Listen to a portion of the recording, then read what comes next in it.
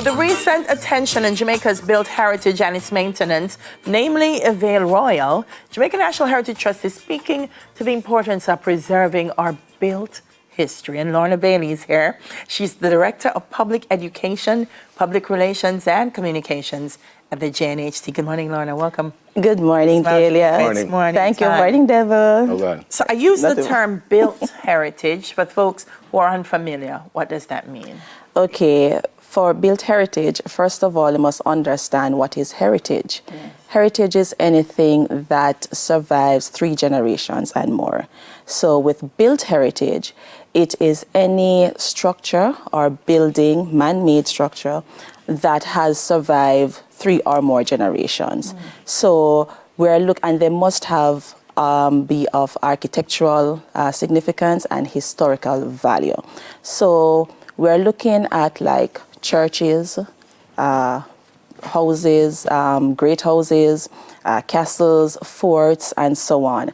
And where there is a high concentration of such architectural buildings, we, the JNHT, declare them under the Jamaica National Heritage Trust Act of 1985 as heritage districts. Now, there are 5 heritage districts in Jamaica.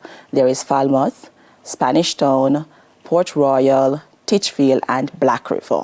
So all the architectural buildings that are there of historical value are declared under the historic district. They use the word evolve, things evolve and stuff. Why we want to maintain these great houses from so long ago? Why? Well, it is very important. I know that persons tend to say that, these great houses, they remind us of oppression and of the cruelty that our ancestors gone through slavery. But you must remember that these structures, these great houses, were built by our African ancestors. So it is important for us to preserve them because think about it. Our African ancestors, they were skilled people.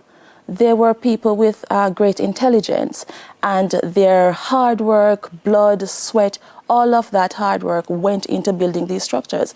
A lot of them are fascinating, and persons use them from time to time, like in music videos, for weddings. So they serve as nice backdrops, and we have to preserve them so that they are there to remind us of where we're coming from, and it helps to influence the architecture of today's society.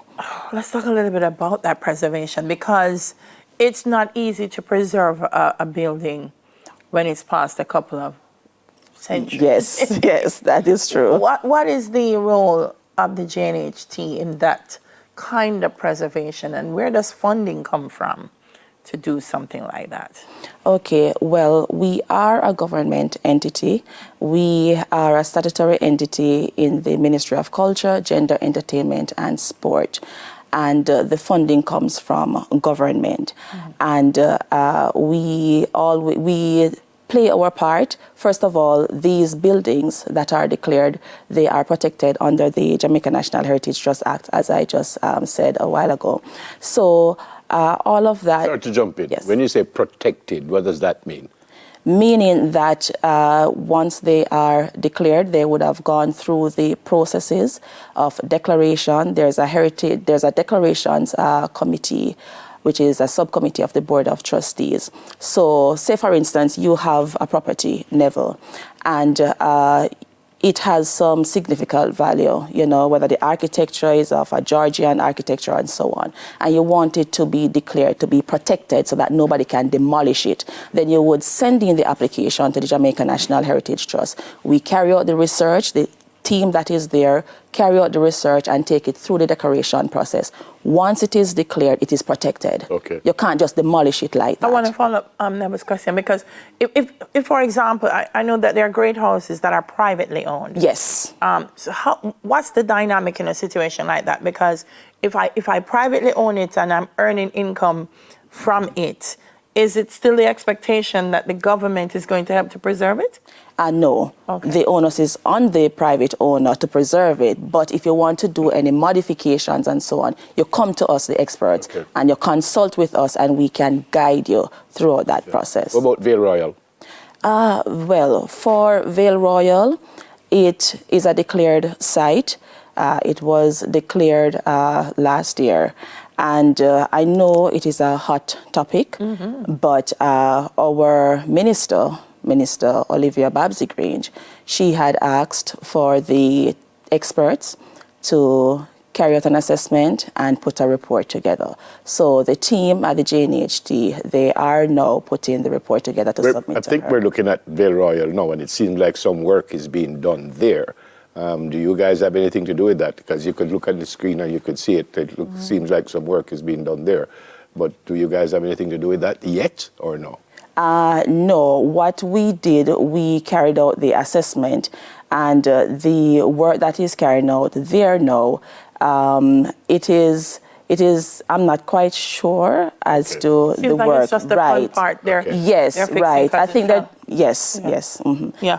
All right. So you brought a beautiful book for us, Jamaica Heritage and Pictures. What can I find inside? All right. So this book, it showcases the built heritage of Jamaica.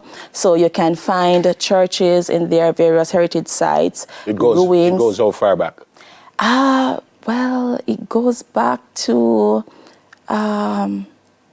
about in the 1900s. Okay. Right, and some structures that are still standing today are featured in there. Yeah. So persons who want to visit a heritage site, it's a nice book for them to purchase and have, make nice gifts, and they can purchase it and get to see all of the glories, the wonders that are there. How much is it? Okay, so for this one, this silver one, it comes in a box, nicely packaged, and that goes for $6,000. There is the dust jacket that is going for $5,000.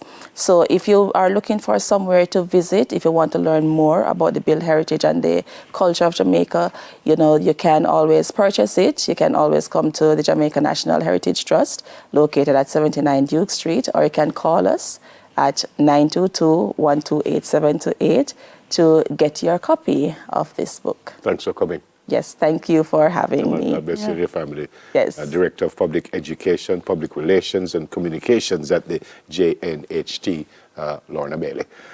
Coming up in the next half an hour, folks, Jazzing It, and the second edition of News in 5. That comes first, before Jazzing It. Soon come.